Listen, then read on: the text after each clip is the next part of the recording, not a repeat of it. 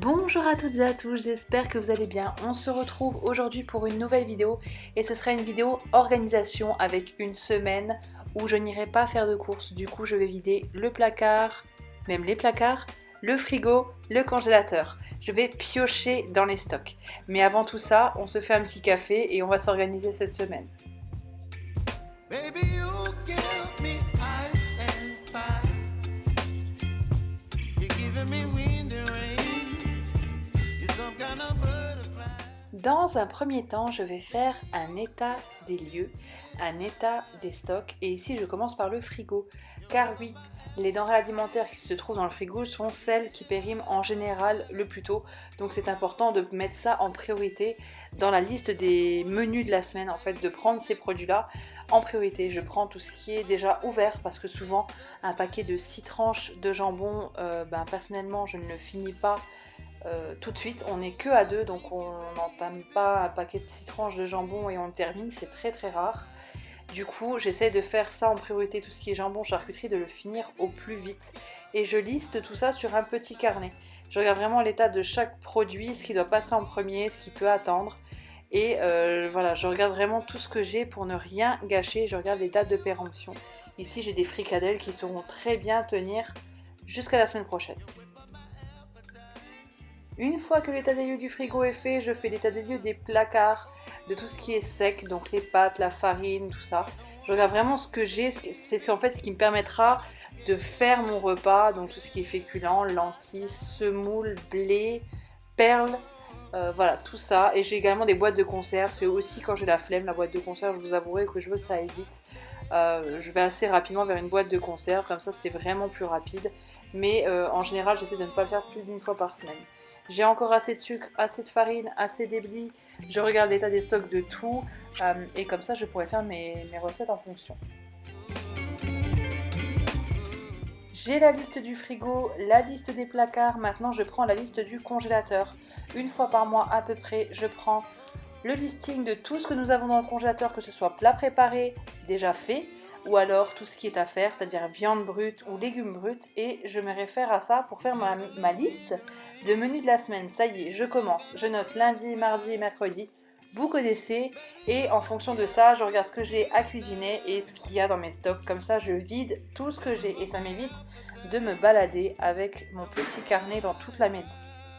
Pour le petit bruit que vous venez d'entendre, ne vous inquiétez pas, ce n'est pas un coup de feu ni quoi que ce soit.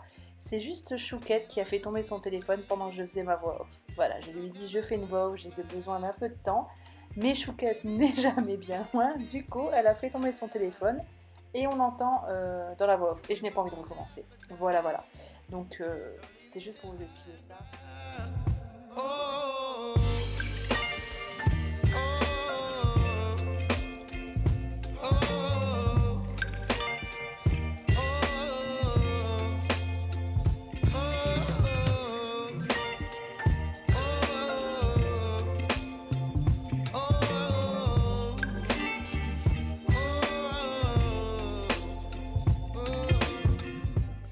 Et maintenant, on va noter les menus de la semaine sur le tableau qu'on a dans la cuisine. J'utilise les deux petits marqueurs de chez Uni, les Chalk, qui sont exprès faits pour les tableaux noirs et qui s'effacent très bien à l'eau.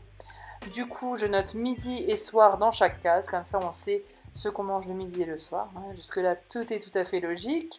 Et surtout, ça nous permet d'avoir une vue de ce qu'on mange à la semaine, parce que même moi qui fais les menus, j'oublie très rapidement ce qu'on avait prévu. Donc voilà, du coup ça nous permet d'avoir une vue sur tout. Et ensuite je prends un feutre blanc à craie que lui j'avais acheté chez Leclerc, donc c'est un classique. Vous en trouvez normalement dans tous vos supermarchés. Et je note les menus de la semaine. Baby, you give me ice and fire. You're giving me wind and rain. You're some kind of butterfly. Baby, you give me midnight. Je vous ai fait un petit zoom, je ne sais pas si vous verrez les flèches qu'il y a qui vient sur le vendredi midi en fait, et également sur le mercredi midi, où je sais que le mercredi midi je vais manger les restes de la quiche Lorraine. Donc ces jours-là, je n'ai pas besoin de faire à manger.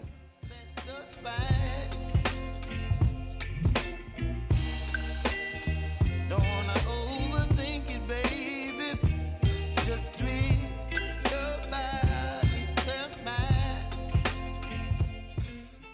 partie sur la première recette de cette semaine, c'est la recette de mardi soir, parce qu'avant ça, on mangeait des restes et on mangeait ce qu'il y avait dans le frigo. Ce sera une petite quiche lorraine à ma façon. Je reste sur les bases de la quiche lorraine. Je mets dans une poêle sur feu assez fort mes allumettes de bacon, sans gras, sans quoi que ce soit, pour vraiment essayer de faire quelque chose de plus light, entre gros guillemets possible. Je viens prendre mes œufs, je les casse, je les mets dans un bol au cas où vous ne vous en rendriez pas compte en regardant la vidéo. Et ensuite, je vais les battre avec un petit fouet.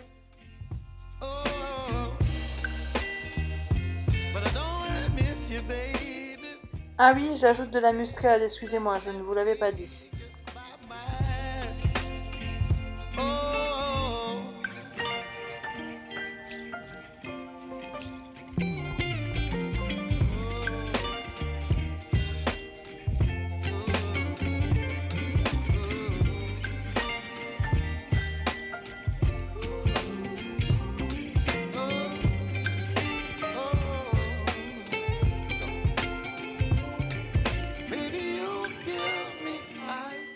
Au final, je lâche mon fouet contre une fourchette parce que je trouve quand on a une préparation comme la très liquide avec des œufs, il n'y a rien de mieux pour monter une omelette ou une préparation à quiche qu'une fourchette.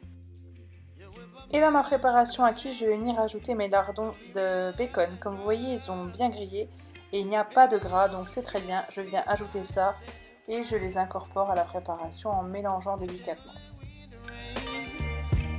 Some kind of butterfly. Baby, you give me midnight. You whip up my appetite. Don't leave me here high and dry. Oh, oh, oh, oh,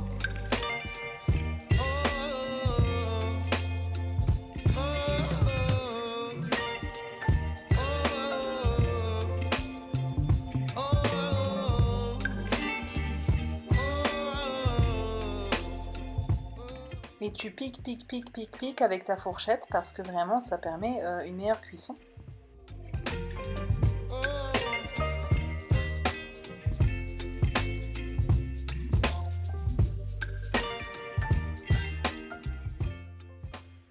Et on va enfourner tout ça à 190 degrés pendant 20 minutes. Certains ajouteront du gruyère râpé dessus, moi non. Ici, on est sur la recette la plus compliquée de la semaine, la recette du jeudi soir. Ce sera des pâtes à la bolognaise. En fait, je fais en grosse quantité ma bolognaise et je viens la congeler dans des sacs de congélation de chez Ikea, comme vous le voyez ici.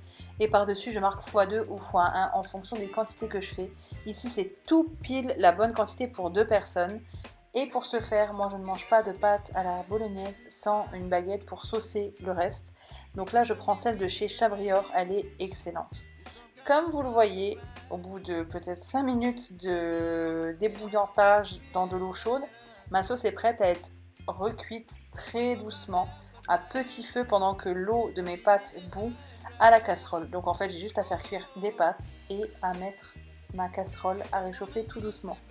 Ensuite, le chat est toujours là, toujours accompagné pour me taxer, et la paupiette moisie également.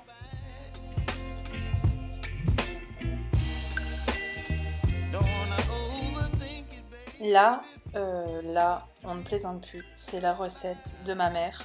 En fait, j'avais envie de faire le filet mignon, mais je ne savais pas comment le faire. On en avait acheté trop à Noël. Et en fait, j'en ai congelé 2. Je me suis dit, cette semaine, j'en décongèle 1. Et c'est la recette de ma mère. Donc, je prends un peu de beurre, un peu d'huile, je les laisse fondre ensemble. Je vais couper 2 belles échalotes, selon les dires de ma mère. 2 belles échalotes, faut pas qu'elles soient moches. Autrement, on les prend pas. Et on vient les émincer menu, on les fait revenir dans le beurre et l'huile fondue pendant quelques minutes, juste le temps qu'elles colorent légèrement.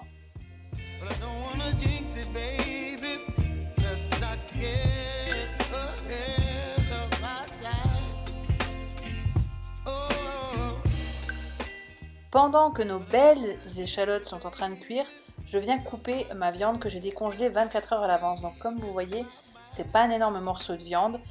Du coup, je peux me permettre de la décongeler 24 heures à l'avance. J'enlève un petit peu le gras, mais très honnêtement, la viande était vraiment très très bonne.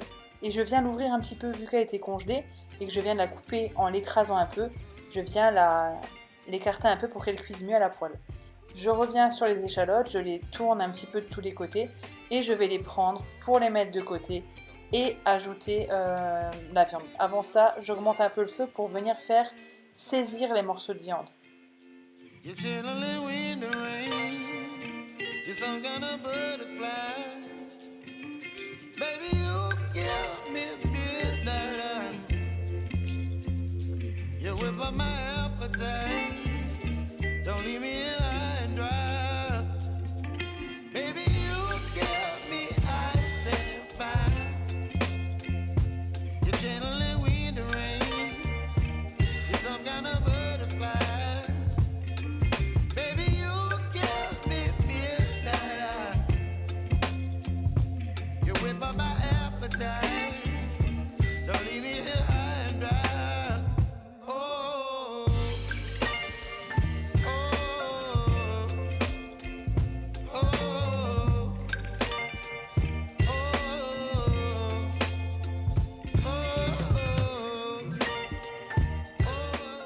Une fois que j'ai bien saisi la viande, je suis venue baisser le feu. Je viens y réincorporer les petites échalotes, les jolies petites échalotes, et je remue ma préparation tout doucement. Je laisse ça prendre tranquillement et je viens rajouter une brique complète de crème liquide entière à 30%. Et là, je vais même descendre à un moment donné jusqu'à 2 ma plaque, donc vraiment sur feu très doux, pour que juste en fait la crème ne cuise pas mais qu'elle reste juste bien chaude. C'est tout en fait, le but c'est pas que la crème cuise, hein, c'est vraiment juste qu'elle reste chaude et que la viande s'imbibe de la crème. Donc je la retourne régulièrement la viande. J'ai retourné bien 5 ou 6 fois afin qu'elle soit bien imprégnée de la crème. Et voilà, cette recette est terminée. Je l'ai servie avec les pâtes, elle était très très bonne. Donc merci ma chère et tendre petite mère. Cette vidéo est terminée, j'espère qu'elle vous aura plu. Je vous fais de gros bisous et je vous dis à bientôt dans une prochaine vidéo. baby, you give me